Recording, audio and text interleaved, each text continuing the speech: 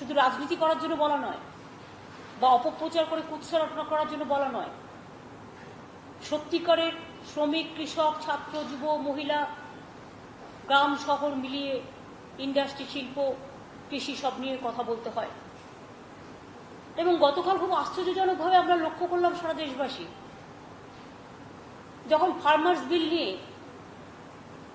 Vote চাওয়া হলো, division চাওয়া হলো, ডিভিশন না দিয়ে, যেহেতু বিজেপির মেম্বাররা প্রেজেন্ট ছিল না বা সংখ্যায় কম ছিল এবং অপোজিশন পার্টি সংখ্যায় বেশি ছিল, তাই নিজেরা নিজেদের ফয়দা লুটতে গিয়ে যে জঘন্য কায়দায় নিয়ম হচ্ছে, সংবিধান কোনো বিল পাশ করতে গেলে যদি কেউ ডিভিশন চায়, ডিভিশন দিতে বাধ্য। এটাই আমাদের সংবিধানের নিয়ম এবং এটাই আমাদের আইন, এটা আমাদের পার্লামেন্টের আইন, রুলস বুকও তাই বলে। কিন্তু কালকে বারবার করে ডিভিশন চাওয়া সত্ত্বেও ডিভিশন না দিয়ে ভয়েস ভোটের নাম করে গায়ে জোরে ফার্মার্সদের বুলডোজ করে, কৃষকদের সব ক্ষমতা কেড়ে নিয়ে, ক্ষেত মজদুরদের সব ক্ষমতা কেড়ে নিয়ে, সাধারণ মানুষ আজকে বাজারে পেঁয়াজ আলুর দাম কেন বাড়ছে? কারণ যখন প্যান্ডামিক চলেছিল তখন এই আইনটা অর্ডিন্যান্স করেছিল কেন্দ্রীয় সরকার। আগে যেমন আমরা বাজারে দাম বাড়লে আমরা রাজ্য সরকার সেটাকে নিয়ন্ত্রণ করতে পারতাম, কেন্দ্রীয় সরকার অর্ডিন্যান্স করে কি করেছে? চাষিরা তার নিজের জিনিস কোথায় বেচবে? কতগুলো ফরের যোদ্ধার তাদের জন্ম দিয়েছে এরা, তারা চাষির সব জিনিস লুটে নেবে, ক্ষেতের সব জিনিস লুটে নেবে। এবং আমাদের এখানে যেমন বাংলায় আমরা জানি আমাদের ক্ষেত মজদুরদের সংখ্যারই বেশি, যাদের অনেকের 1 হেক্টর জমির থেকেও কম জমি আছে। এই মানুষগুলো একটা দুর্ভিক্ষের মধ্যে নিয়ে যাওয়া দেশকে, একদিকে তো মহামারী চলছে, প্যান্ডামিক করোনা, সেই প্যান্ডামিক করোনাকে ঠেকাতে পারল না। আর একটা মহামারী, খাদ্যের মহামারী, খাদ্য সংকট, সেই দুর্ভিক্ষ 43 সালের মন্বন্তরের কথা মনে পড়িয়ে দিচ্ছে। এবং এই দুর্ভিক্ষ নিয়ে আসার জন্য কেন্দ্রীয় সরকার দায়ী। তারা রাজ্যের সব ক্ষমতা কেড়ে নিয়ে প্রত্যেকটা ক্ষেত্রে, যেহেতু কিছু মেজরিটি আছে, মেজরিটি সব দলেরই আছে সব জায়গায়, স্বাধীনতার পরেও অনেক দল চলেছে, অনেক সরকার চলেছে, মেজরিটি নিয়েই চলেছে। মেজরিটি থাকা বলে এটা নয় যে গায়ের জোরে আমি যা ইচ্ছে তাই করবো, দেশটাকে বিক্রি করে দেবো, দেশটাকে লুটে নেব, গণতন্ত্রকে হত্যা করব, ফেডারেল স্ট্রাকচারকে বুলডোজ করব। সুতরাং আমি মনে করি যা ঘটেছে কাল, নিন্দা তো অবশ্যই। আমি শুনেছি তারা ডেরেক দোলা সহ আরো 8 জন এমপিকে সাসপেন্ড করেই ক্ষান্ত হয়নি, নিন্দা প্রস্তাব দিয়েছে। আরে জনগণের কাজ করতে গেলে বিজেপি পার্টিকে নিন্দা প্রস্তাব নিল তাতে আমাদের কোনো যায় আসে না। আমরা মনে করি ফার্মারদের জন্য তৃণমূল, কংগ্রেস সহ অন্যান্য পার্টিরা, অপোজিশন পার্টিরা ইউনাইটেড হয়ে যা করেছে ঠিক করেছে, এর জন্য আমরা গর্ববোধ করি। তাতে বিজেপি কাকে নিন্দা করলে আমাদের কোনো যায় আসে না। আজ সারা দেশের মানুষ তাদের ছিচি বলছে। আজকে সারা দেশের মানুষ যে কায়দায় ফার্মার্স বিল পাশ করে ফার্মার্সদের মুখের গ্রাস কেড়ে নেওয়া হয়েছে, কৃষকদের ক্ষেত কেড়ে নেওয়ার চক্রান্ত চলছে, কৃষকদের জমি কাউকে পাইয়ে দেওয়ার চক্রান্ত চলছে, জোরদার এবং কয়েকজন ভুইফোরকে দিয়ে আমার রাজ্যে আলু নেই পাঠিয়ে দিচ্ছে বাইরে, আমার রাজ্যে পেঁয়াজ নেই পাঠিয়ে দিচ্ছে বাইরে। আগে আমরা কন্ট্রোল করতাম যে রাজ্যে আলুটা থাকবে, আমরা কখনো কখনো চাষিরা যখন বিক্রি করতে পারতো না আমরা সাবসিডি দিতাম, আমরা এমনকি ট্রাকের ভাড়া দিয়েও বাইরে পাঠাতাম বিক্রি করতে, ট্রেনেও আমরা বগি বুক করে দিতাম, সারাক্ষণ আমরা এটা মনিটরিং করতাম। আজকে রাজ্যের সব ক্ষমতা কেড়ে নিয়ে, কৃষকদের সব ক্ষমতা কেড়ে নিয়ে, গরিব ক্ষেত মজদুরদের সব ক্ষমতা কেড়ে নিয়ে কয়েকটা ভুইফোর যোদ্ধাদের হাতে সমস্ত জমির মালিকানা দিয়ে দেওয়া হচ্ছে। মালিকানা মানে তাদের ক্ষমতা দিয়ে দেওয়া হচ্ছে। এর ফলে মনে রাখবেন সারা ভারতবর্ষের খুব দুর্দিন। এত বড় মহামারী আসছে আগামী দিন, ঘরে যদি আলু না থাকে, আলু ছিল এসেন্সিয়াল কমোডিটিস, কেন বাদ দেওয়া হলো? কার ইন্টারেস্টে? পেঁয়াজ ছিল এসেন্সিয়াল কমোডিটিস, কেন বাদ দেওয়া হলো? কার ইন্টারেস্টে? এই ধরনের অনেক জিনিস ছিল, সেগুলোকে সমস্ত বাদ দেওয়া হলো কার স্বার্থে? এবং কৃষকদের স্বার্থে। মানে এবং সবচেয়ে বড় কথা হচ্ছে যে এর ফলে ভাগ চাষি বলুন, ক্ষেত মজদুর বলুন, চাষিরা বলুন, ন্যূনতম মূল্য নিশ্চিত করতে পারবে না। গরিবী চাষিরা অভাবে বিক্রি করে দেবে, কেউ আত্মহত্যা করবে, কেউ না খেতে পেয়ে মারা যাবে। একদিকে করোনা, আরেকদিকে বিজেপির এই বুলডোজ করা বিল, মরো না, অর্থাৎ তুমি না খেতে পেয়ে মরো, সর্বনাশ করে দিচ্ছে দেশে। আমরা মনে করি এর জন্য সারা ভারতবর্ষ জুড়ে যত পলিটিক্যাল পার্টি যে যেখানে আছে তার মতো তারা আন্দোলন গড়ে তুলুন। বিজেপি এক কথায় সোশ্যাল নেটওয়ার্কে একতরফা মিথ্যে প্রচার করে, কিছু চ্যানেলকে ভয় দেখিয়ে একতরফা মিথ্যে প্রচার করে, মিডিয়াতে সঠিক সত্য মানুষকে জানতে দেয় না এবং গায়ের জোরে মিথ্যেকে সত্য, সত্যকে মিথ্যে, এইভাবে চলছে কয়েক বছর ধরে। মানুষ দেখতে পাচ্ছে কিছু হলেই এমন একটা মিথ্যে কথা বলে লোককে বলবে, তখন দেশাত্মবোধকের প্রশ্ন তুলবে। দেশাত্মবোধকে আমরা সকলে ভালোবাসি, আর দেশাত্মবোধের জায়গায় আমরা জন্মেছি, মনে রাখবেন। দেশাত্মবোধের জায়গা রবীন্দ্রনাথ, নজরুল, নেতাজি সুভাষচন্দ্র বসু, গান্ধীজি থেকে শুরু করে মাতঙ্গিনী হাজরা, বিনয় বাদল দীনেশ, রাজা রামমোহন রায়, ঈশ্বরচন্দ্র বিদ্যাসাগর, স্বামী বিবেকানন্দ, রামকৃষ্ণ পরমহংসদেব। আমরা কিন্তু মনে রাখবেন সামাজিক জাগরণ, সংস্কৃতির জাগরণের মাটিতে জন্মগ্রহণ করেছি। আমরা বিজেপির জ্ঞান নিতে চাই না। ফার্মার্স বিল যে কায়দায় পাশ করা হয়েছে, আমি এখনো মনে করি, বিজেপিকে বলি ছি বিজেপি ছি। বিজেপি হচ্ছে দেশের লজ্জা। বিজেপি লজ্জা, লজ্জা কৃষকদের, এইভাবে কৃষকদের ক্ষমতা কেড়ে নেওয়ার জন্য, রাজ্য সরকারগুলোকে সর্বনাশ করবার জন্য, সব ক্ষমতা কেড়ে নেওয়ার জন্য। কেন সব ক্ষমতা বিজেপি গ্রহণ করবে? কেন? তারাও ইলেক্টেড, রাজ্য সরকারও ইলেক্টেড। আস্তে আস্তে দেখছি সব ক্ষমতা কেড়ে নিচ্ছে, ঘরে বসে একজন রাজ করবে। তাহলে আর হিটলারের কথাটা আমরা কেন বলি? হিটলারি কায়দায় দেশ চলছে, টোটাল ফ্যাসিজম কায়দায় দেশ চলছে। কেউ প্রতিবাদ করতে গেলে তাকে দাঙ্গায় জড়িয়ে দেওয়া হচ্ছে।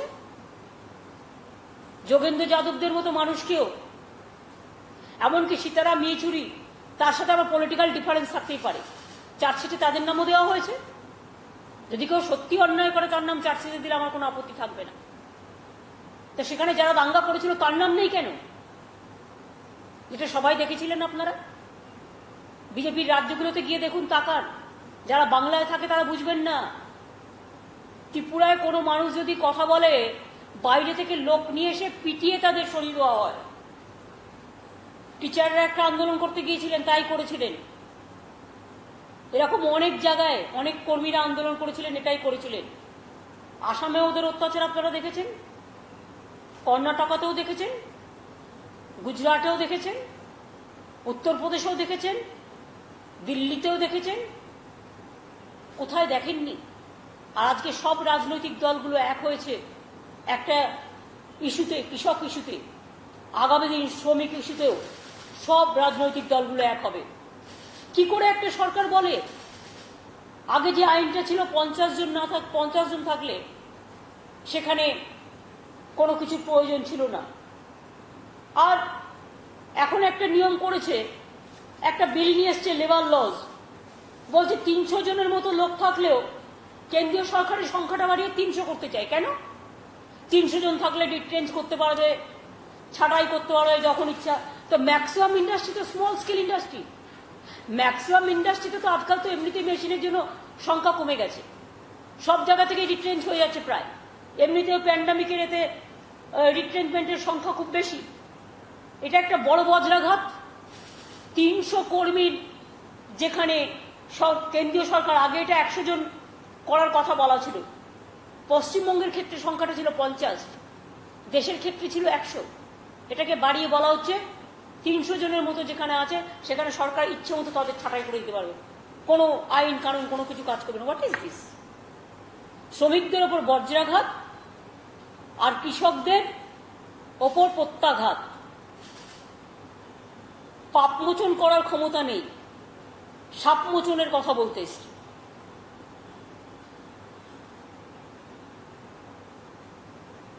কেঁচো ধরার ক্ষমতা নেই, অজগর ধরবে। নকুলদানা খাবার ক্ষমতা নেই, কমলা ভোগ খাবে। চুনোপুটি উৎপাদনের ক্ষমতা নেই, রাঘব বোয়াল হবে। এই হয়ে গেছে দেশের অবস্থা। সুতরাং আমরা সর্বস্তরের মানুষকে প্রতিবাদে সামিল হতে অনুরোধ করছি। তৃণমূল মহিলা কংগ্রেসও কালকে চন্দ্রিমার নেতৃত্বে, যেহেতু অল্প এখন অ্যালাউ আছে তাই নিয়ে, বিজেপি তো রোজই মিছিল মিটিং করে, আপনারা জানেন, করোনা বাড়ায়, কারো কথা শোনে না। কিন্তু যেহেতু এটা একটা সিচুয়েশন, সিরিয়াস সিচুয়েশন, কয়েকজনকে নিয়ে হলেও কালকে তৃণমূল মহিলা কংগ্রেস গান্ধী মূর্তির পাদদেশে ধর্ণা দেবে। আজ ধর্ণা চলছে পার্লামেন্টে, আপনারা জানেন, গান্ধী মূর্তি পাদদেশে সব পার্টি মিলিয়ে করছে। এবং তারা আজকে রাত্রে থাকবে। আমার সাথে কথা হয়েছে, আমি 3-4 বার বারবার করে ফোন করে খবর নিয়েছি। আমার সাথে ডিরেক্ট নাদিমদের কথা হয়েছে, অন্যান্য রাজনৈতিক দলেরও সবাই আছে ওখানে। আমি তাদের অভিনন্দন জানাচ্ছি সিদ্ধান্ত নেওয়ার জন্য। এবং তারা সারা রাত থাকবে, তারপর আগামীকাল সকালে স্ট্র্যাটেজি তারা সকালে ঠিক করবে। এই সিদ্ধান্ত সারা দেশে মনে রাখতে হবে। ব্ল্যাক সানডে হয়েই থাকবে। সংবিধান মানে না, ইতিহাস মানে না, যা ইচ্ছে তাই করছে। ষষ্ঠী, সপ্তমী, পঞ্চমীর দিন নিট পরীক্ষা হয়, আমরাই প্রথম প্রতিবাদ করেছিলাম, মনে রাখবেন। যা ইচ্ছে তাই করবে, আর ইলেকশন আসলে তখন হিন্দু না মুসলমান দেখাবে। এই তো এদের কাজ। শিখ না খ্রিস্টান দেখাবে, এই তো এদের কাজ। এছাড়া কোনো কাজ নেই। একটা কাজ আজ পর্যন্ত বলুন করতে পেরেছে? Not a single one work. অর্থনীতিতে দেশ ধসে গেছে। জিএসটির টাকা কমিটমেন্ট থাকা সত্ত্বেও রাজ্যগুলোকে দিচ্ছে না, বলছে ধার করো। তুমি ধার করো, গিয়ে যাও। রাজ্য কেন ধার করবে? রিজার্ভ ব্যাংক দিয়ে দাও রাজ্যগুলোকে। তুমি রাজ্য থেকে টাকা তুলে নিয়ে যাচ্ছ, সেই টাকা থেকে আমরা একটা ভাগ পাই। তুমি আমার টাকা তুলে নিয়ে যাচ্ছ, মানে আমাদের রাজ্যের টাকা, আমাদের জনগণের টাকা, সেই টাকা পর্যন্ত দেওয়া হচ্ছে না। অত বড় আমফান হয়ে গেল, আপনারা দেখলেন 1000 টাকা অ্যাডভান্স দেওয়ার কিচ্ছু দিল না। 1000 কোটি টাকা সেন্ট্রাল টিম এসে ঘুরে গেল, তারা একটা 35,000 কোটি টাকার কত একটা হিসেব করেছিল, কিচ্ছু দিল না। ভাত দেওয়ার ক্ষমতা নেই, কিল মারার গোসায়। আমাদের চাষিরা আগামী দিন, জনগণ ভাত খাবে না, জনগণ রুটি খাবে না, জনগণ আলু খাবে না, জনগণ পটল খাবে না। চাল, ডাল, আলু, পেঁয়াজ, গম, ভোজ্য তেল সব এসেন্সিয়াল কমোডিটিস থেকে বাদ। তো আগামী দিন তো বাজারে কিছুই পাবেন না। স্টেট গভর্নমেন্ট তো হোল্ডারদের রুখত, মজুদদারদের রুখত। তার মানে কি? বিজেপি কেন্দ্রে যে বিল নিয়ে এসছে, এটা মজুদদারের সরকার হয়ে গেছে, কালোবাজারিদের সরকার হয়ে গেছে। তার কারণ স্টেটের হাত থেকে সেই পাওয়ারগুলো সব কেড়ে নিয়েছে। না পাবে চাষি বিচার, না পাবে সাধারণ মানুষ বিচার। মানুষকে এই আলু কত টাকায় কিনে খেতে হবে আদৌ পাবে কিনা ডাউট আছে। এবং আমরা রাজ্য সরকার থেকে পরিষ্কার এই বিলের বিরুদ্ধাচারণ করছি। তার কারণ মানুষ যদি খেতে না পায়, বিজেপি জেনে রেখো আগামী দিন মানুষ কিন্তু সহ্য করবে না। শুধু সোশ্যাল নেটওয়ার্কে মিথ্যে কথা। মুর্শিদাবাদের একটা ছবি দিয়ে কোটি কোটি টাকা আছে বলে ঝাড়গ্রামে পাঠাচ্ছে হোয়াটসঅ্যাপে, ওখানে মন্দির ভেঙেছে, সব মিথ্যে কথা। ফিজিক্যালি গিয়ে দেখুন কিচ্ছু নেই। এখানকার কথা ওখানে, ওখানকার কথা, একটাই কাজ জানে, শুধু মিথ্যে কথা, কুৎসা, অপপ্রচার, এছাড়া আর কিছু নেই। তাই আমি তীব্র নিন্দা করছি ফার্মার্স বিল জোর করে পাস করা, স্টেট গভর্নমেন্টকে বুলডোজ করা, ফার্মারদের অধিকার কেড়ে নেওয়া এবং শ্রমিকদের যেভাবে 300 জন না থাকবে যেখানে, তাদের সমস্ত অধিকার থেকে বঞ্চিত করা। আমি কৃষক শ্রমিকের হয়ে ছাত্র যৌবনকে বলবো, প্লিজ ভাই বোনেরা আপনারা এগিয়ে আসুন। আপনারাও দেখেছেন আপনাদের নিট নিয়ে এবং জি নিয়ে কি ব্যবহার আপনাদের সাথে করা হয়েছে, এবং অন্যান্য পরীক্ষা নিয়ে, এবং টিচারদের সাথেও কি করা হয়েছে, প্রফেসরদের সাথেও কি করা হয়েছে। সুতরাং আমি মনে করি আজকে যে অবস্থা, এই অবস্থায় সব মানুষকে একত্রে জোট বাঁধবার প্রয়োজন আছে। এবং আমি তো এই জোট বাঁধার পক্ষে। তৃণমূল কংগ্রেসকে যদি পেছনের সারিতেও থাকতে হয়, আমি পেছনের সারিতেও থাকতে রাজি আছি। কিন্তু আমি মনে করি যে সামনের সারিতে সবাই থাকুন, সামনের সারিতে মানুষ থাকুন, সারা ভারতবর্ষ থাকুন। আমরা পেছনের সারিতে থেকে আমরা কাঁসর ঘণ্টা বাজাবো।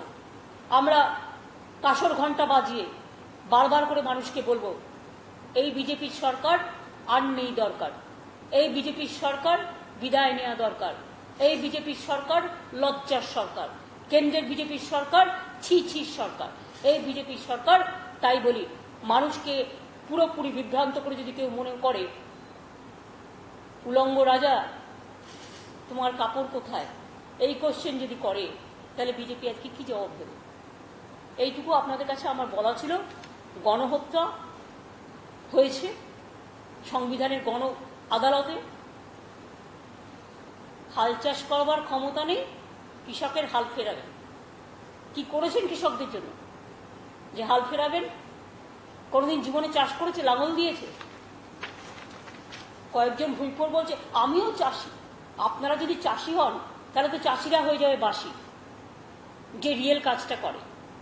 সেই জন্য বিজেপির মুখে ফুটেছে হাসি, চাষিদের করে দিয়েছে বাসি। চাষিরাও বলছে আজকে বিজেপির টাটা বাই বাই, তোমাদের দরকার নাই। এই কথাগুলো বলে যে আন্দোলন দিল্লিতে আজকে পার্লামেন্টে চলছে, আমরা টোটালি আমাদের পার্টির পক্ষ থেকে অন্যান্য সব পার্টির সাথে সবাইকে সলিডারিটি জানাচ্ছি এবং জানিয়ে যাব। এবং আমাদের আন্দোলনও কন্টিনিউয়াস কাল থেকে শুরু হচ্ছে। কাল করবে মহিলারা, পরশুদিন করবে ছাত্ররা, তারপরের দিন করবে আমাদের ক্ষেত মজদুর কিষাণ সংগঠন। এইভাবে আমরা আন্দোলনটাকে করে যাব এবং সারা দেশে সব লোককেই বলবো এই আন্দোলনটা করবার জন্য। আশা করি আমি আপনাদের আমার বক্তব্যটা ক্লিয়ার করতে পেরেছি।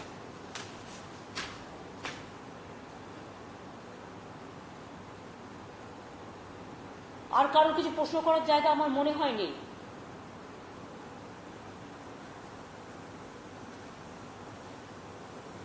কারো কি কিছু বলার আছে? একটা দুটো। বাংলায় আমি সবটাই বলে দিয়েছি, আমার মনে হয় কিছু বাকি নেই। বাংলার লোকই লড়ছে, বাংলা সারা ভারতবর্ষকে নিয়ে লড়ছে এবং লড়বে। বাংলা সবসময় পথ দেখায়।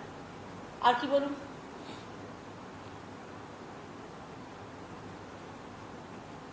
তাহলে আর কিছু নেই। ঠিক আছে, থ্যাংক ইউ সো মাচ।